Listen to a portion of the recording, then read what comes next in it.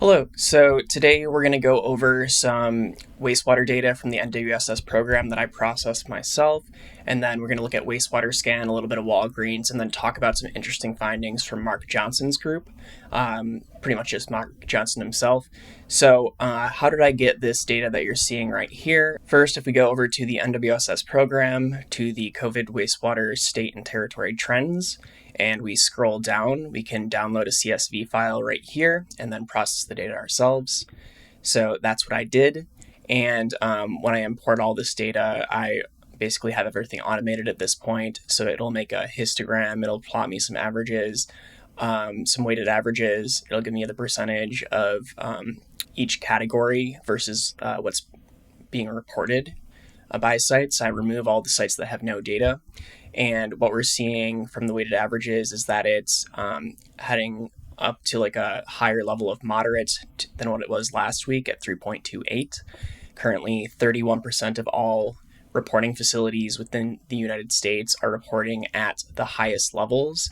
And when we group the moderate to very high categories together, then 66% of all reporting facilities are reporting from moderate to very high levels, which means that COVID is very high throughout the US. And then the national wastewater is broken down by region, so the Northeast, Midwest, South, and West. If we start off with the Northeast, we see that the national wastewater is sort of hovering between low and moderate levels. But the big caveat here is that 48% of sites that could be reporting data are not reporting data. This is largely in New York, where they've had somewhere between like the 120 and 143 sites are currently not reporting data due to a laboratory data transition that's happening in New York. But the problem with that data is that it's been like 9.5 months where they just haven't been updating any data because of this transition.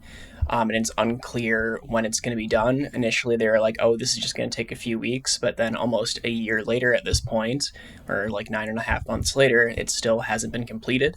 So I'm not sure what's going on there in New York. So a big caveat is that about half of the sites that could be reporting aren't. So this is not an accurate representation of what's happening in the Northeast, because the New York has been about half of the data that's been reported to date.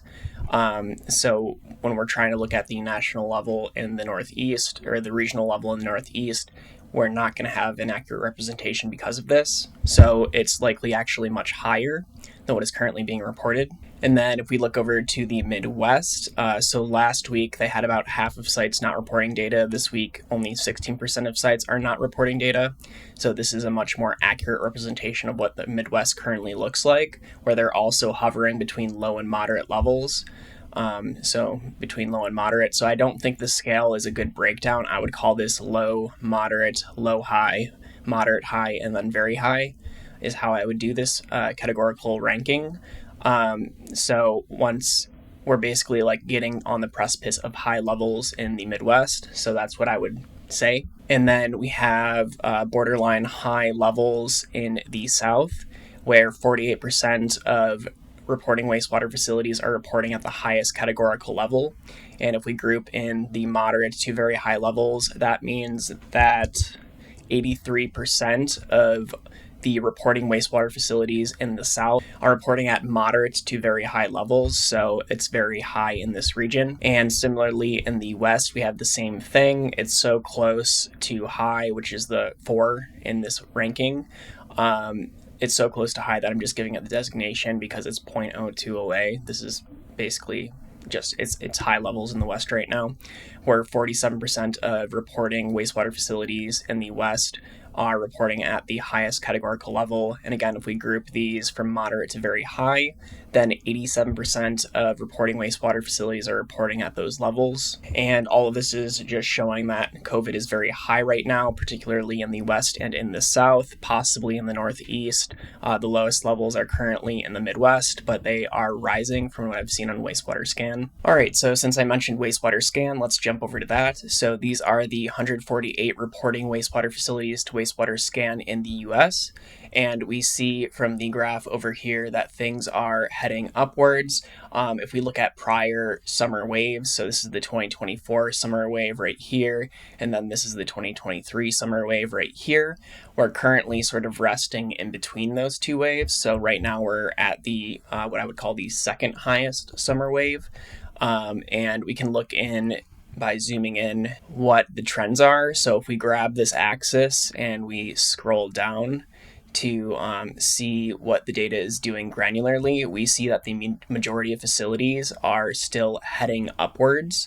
We have these spiky trends going positively up, which is indicating that there is still growth for COVID in the wastewater. And then putting this back to where it was, we can look at these facilities and we see that currently the highest is in Coeur d'Alene, Idaho. And speaking of that wastewater facility, we're going to quickly jump over to an interesting finding by Mark Johnson's group that he posted on Blue Sky. So he said basically that he was reached out to someone on social media that was like, what is the deal with Coeur d'Alene, Idaho, whose COVID numbers were consistently higher, the highest in the country back during this period right here, where were having these like ridiculously high off the chart levels.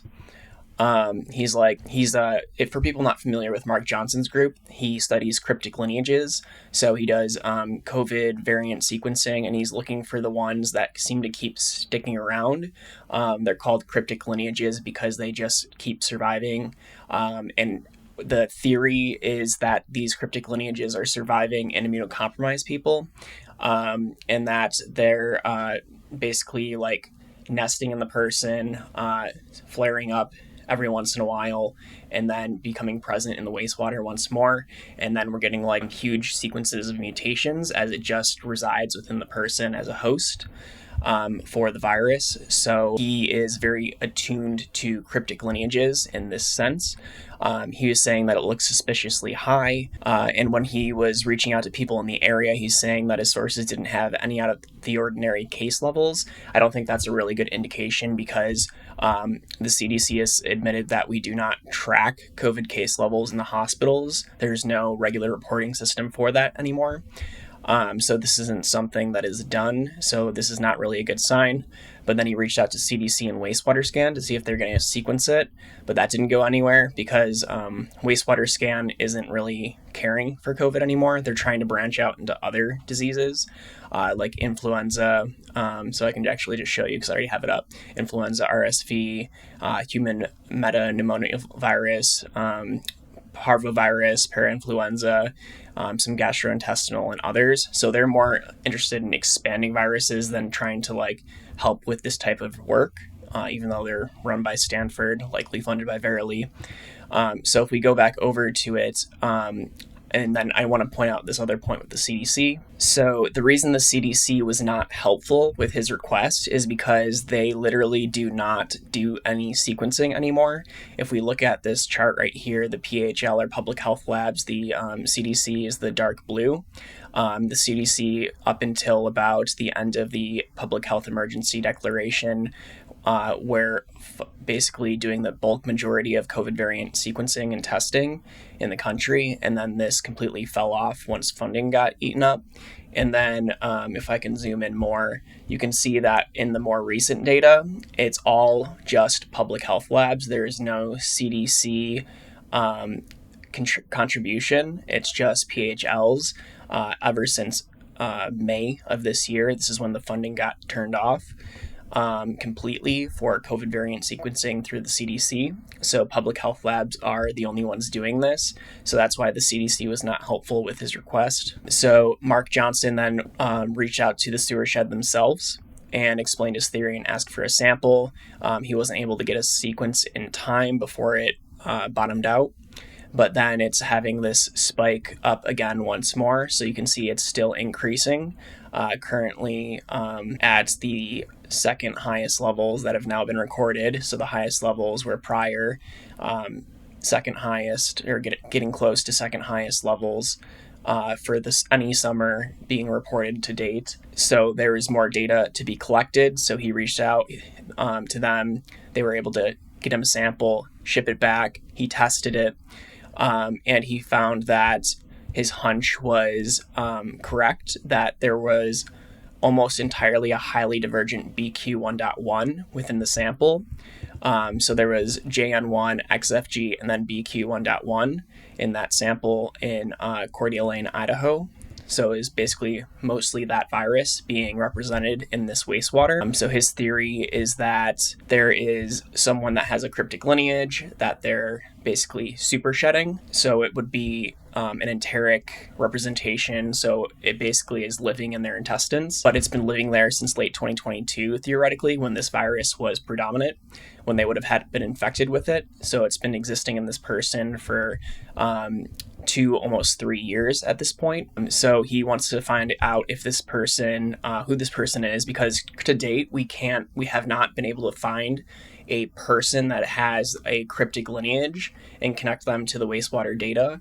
Once we do that, we can start making some more assertions when we see these types of things, like, oh, this is like how much you would expect a person to shed that's having a cryptic lineage. So while I think this is all very cool, I don't think he's entirely correct here. So there's one point in his investigation that I disagree with, and it's going to be this sentence right here. So the surge was derived from a single person that was infected about 2.5 years ago. I do not think this is feasible for a single person to generate this much virus. So when I looked over to the city of Coeur d'Alene's treatment facility that is reporting to Wastewater Scan, you can check it here. It has the virus scan dashboard, which links to Wastewater Scan. So we can go back to the wastewater shed, and this wastewater shed is serving approximately 43,000 people, which makes this a mid-sized wastewater treatment facility. So I do not think that a single person would make such high levels. Again, this is why it's very important that we actually find people that have cryptic lineages, basically long-term infections of COVID, where it's sort of like venom, finding a perfect host to survive within for the long term, not being completely cleared after the infection is over. To put it in a short sentence. So because of how large this facility is, I think this is a erroneous conclusion. What I think actually is more likely is that the person has a cryptic lineage. They started shedding, so they got essentially reinfected with it. It had enough mutations that it was able to evade their immune system, cause an active productive infection in the person, where they're producing a lot of virus, which means they're shedding virus, which means that there's an opportunity for them to infect others. So I think this cryptic lineage basically reactivated in the person. It hit that perfect threshold where it can evade the prior immunity and then cause an active infection. And then I think that it resulted in infections to other people in the surrounding area. So I think that is more likely what happened, that you have multiple people that were infected with this BQ1.1 highly divergent lineage within their locale.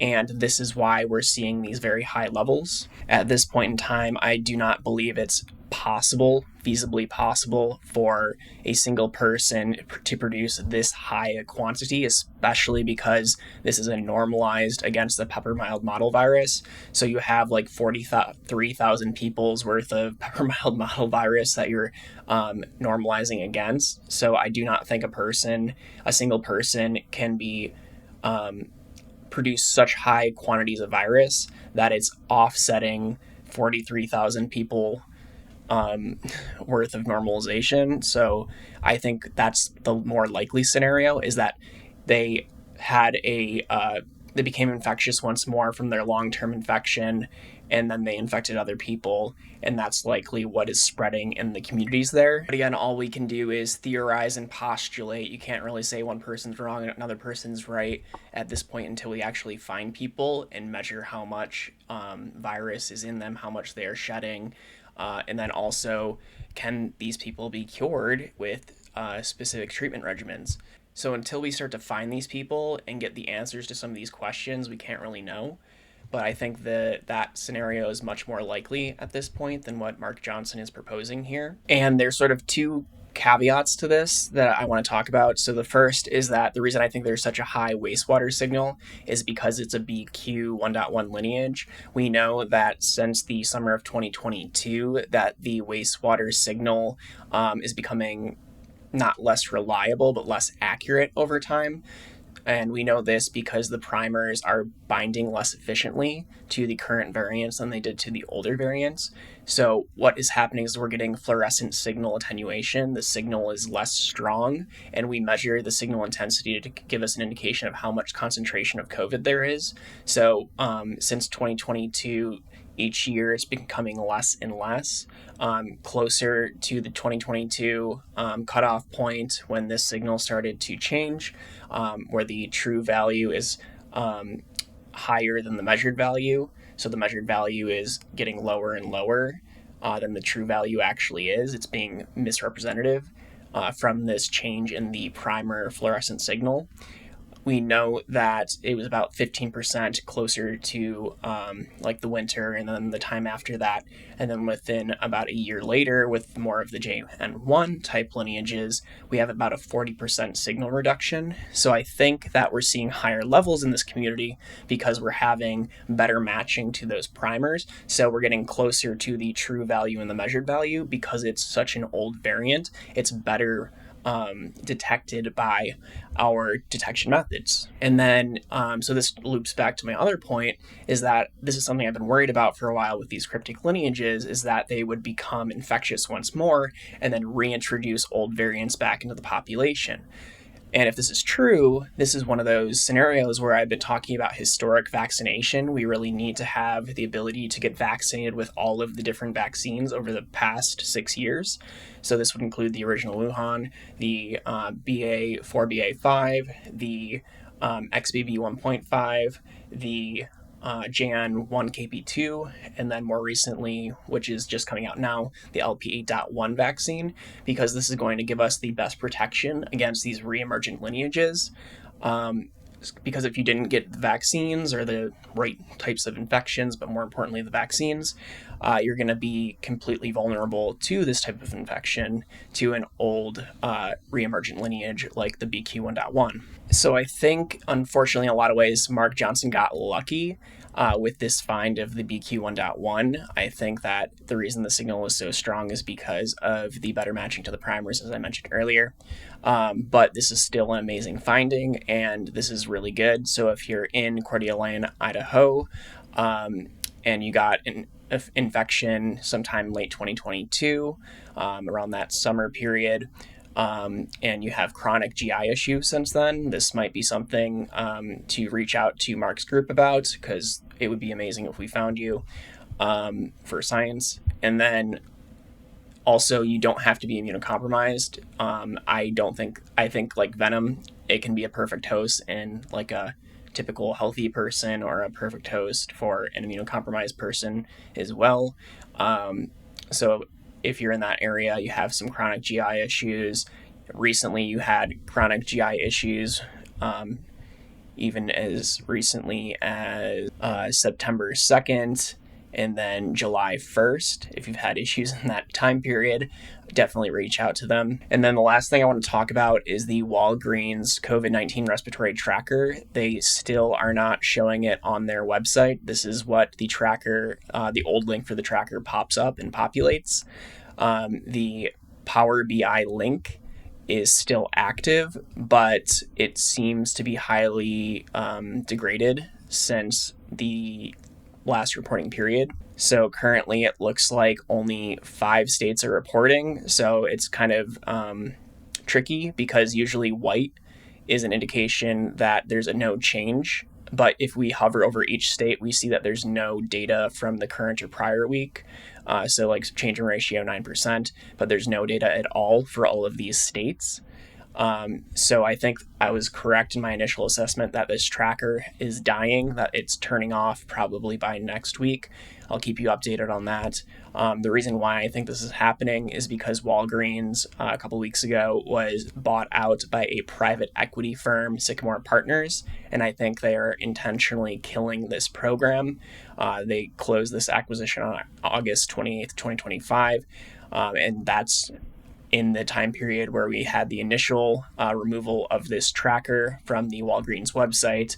And then since then, we only have five, 6. We only have 7 states that are actually reporting data with no comparison to the prior week. So I think this tracker is likely going to be gone by this time next week, unfortunately. And that is our COVID Roundup and CDC update for September 6th, 2025. Have a good one.